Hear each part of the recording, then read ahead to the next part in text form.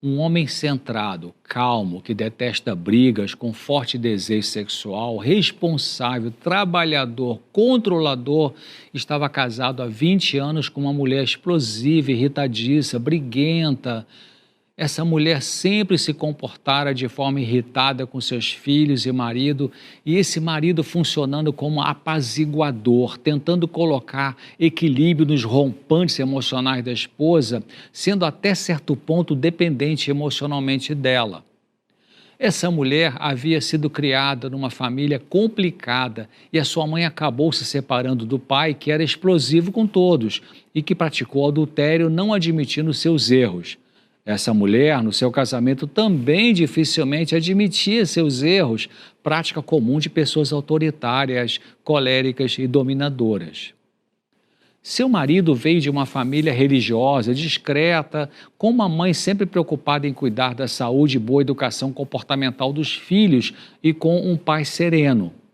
Ele era o certinho, que se casou com uma pessoa que nas brigas ironizava, dizendo que não tinha nada de certinha. Ou seja, em momentos de briga do casal, ela repetia, essa esposa dele, ironicamente: você é o certinho, eu sou errada. Esse ataque irônico dela poderia ser ironia pura e defesa, tipo, eu não quero parar para pensar em nossas dificuldades e meus problemas. Então ele ironizava e tirava o time de campo, e a ferida ficava aberta e sangrando. Uma pessoa pode usar a ironia por querer revidar, ou por se sentir insegura e não saber lidar com o problema, ou pode ser irônica por crueldade, porque sabe como ferir o outro. Esse casamento veio andando mais ou menos. Depois de 20 anos de casados, o marido descobriu que a esposa o traía há 1 ano e meio. Imagine um marido certinho, responsável, trabalhador, sempre paciente com a sua mulher explosiva, depreciadora dele, briguenta com os filhos, ficar sabendo que ela teve um caso com outro. Ele ficou arrasado. Procurou ajuda profissional pouco tempo depois de saber da traição. A esposa aparentemente abandonou o caso fora de casa, mas não queria aproximação com o marido, se irritando porque ele estava pegajoso, segundo ela. É muito difícil lidar com a dor da perda da confiança quando o problema atinge uma relação em que a confiança é uma das bases para o bom relacionamento, como é no casamento. O sofrimento emocional numa infidelidade conjugal é tão doloroso e devastador quanto mais a pessoa traída tinha dependência do outro e dificuldade de viver a sua individualidade. É tão desagradável que muitas pessoas traídas, ao saberem da situação, perdem peso rapidamente, além, claro, de apresentar muita angústia, tristeza, insegurança, insônia, pensamentos obsessivos muito perturbadores sobre o outro. Ao ficar sabendo do adultério, esse marido se tornou obsessivo pela esposa, querendo a aproximação dela de forma exagerada, enquanto que ela se incomodava com isso e continuava com explosões reclamando dele. No primeiro atendimento psicológico, além dele ter sido acolhido em sua angústia, aflição e tristeza, foi mostrado a ele que havia um caminho difícil pela frente, mesmo que a esposa tivesse terminado o envolvimento com outro homem.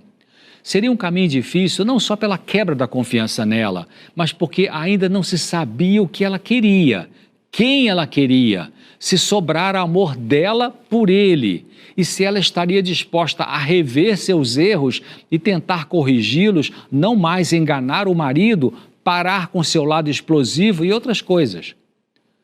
No atendimento com a esposa presente, a psicóloga disse que iria trabalhar com ela questões ligadas ao baixo respeito dela com ela mesma. E o marido pensou: eu acho que a psicóloga vai ajudar a minha esposa a melhorar a autoestima dela, para depois então pegar pesado com ela por causa da infidelidade dela. E ele pensou nisso porque ele imaginou que se a autoestima da esposa melhorasse, consequentemente ela iria melhorar o jeito dela ser com ele, incluindo afeto, fidelidade e outras questões. Mas foi mostrado a esse marido que esse raciocínio dele parecia ser mais uma coisa da obsessão dele por sua mulher e o consequente medo de perdê-la. É como se ele dissesse assim: ah, que legal, a psicóloga disse na consulta com nós dois juntos que vai trabalhar a autoestima de minha esposa porque isso poderá consertar nosso relacionamento. Ele interpretou dessa forma a conduta da psicóloga porque parece que ele ainda não acreditava que poderia conseguir viver sem o afeto da esposa. Ele ainda não era autônomo emocionalmente. A sua dependência pela esposa era ruim para ele mesmo e ficava mais dolorido quando ela o rejeitava. Por exemplo, pedindo para ele não encostar nela ao irem dormir ou não abraçá-la quando ela chorou na terapia com a psicóloga. O desafio para esse marido era aprender a lidar com a sua angústia, desenvolver respeito próprio e independência emocional saudável, para não ficar submisso a uma mulher com rompantes que debochava dele e deixava no ar dúvidas sobre o amor dela por ele. O desafio para essa mulher era se humilhar, no bom sentido da palavra, né? Ou seja, descer do andor da arrogância e admitir que ela tinha falta de inteligência emocional, já que com frequência se deixava levar pelas emoções, perdendo o controle e atacando, ironizando, debochando do marido, não por erros importantes que ele apresentava. Ele precisava aprender a respeitar a si próprio, parando de mendigar afeto, não desabafar sobre seus sentimentos dolorosos com a esposa, porque ela não merecia que ele fizesse isso com ela naquela ocasião.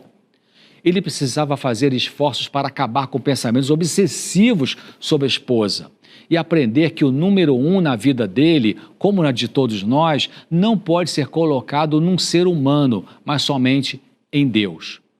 A esposa precisaria amadurecer para lidar com suas explosões temperamentais, entender que quando o esposo dizia que precisava ser respeitado por ela, já que ela o atacava com palavras rudes, isso não tinha que ver com ele querer ser o pai dela e ela então ter que se comportar como filha que respeita o pai.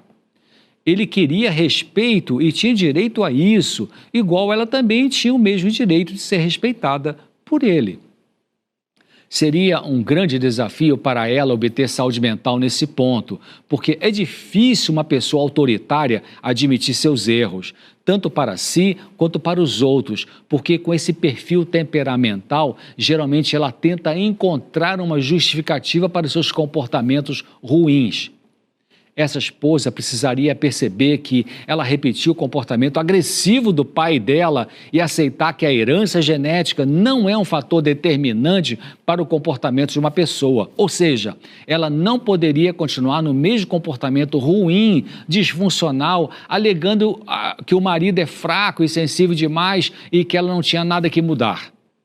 Não deveria seguir desculpando ou justificando atitudes agressivas que havia copiado do pai e as praticava com o marido. O marido precisaria, naquele momento, lutar contra a obsessão para com a esposa e derivar suas energias, tempo e afeto com outras pessoas, como filhos, parentes, para desligar-se da dependência emocional com a esposa. Eu espero que essa história tenha ajudado você. Pense nisso, reflita, assista de novo. Espero você aqui no próximo Claramente, se Deus quiser.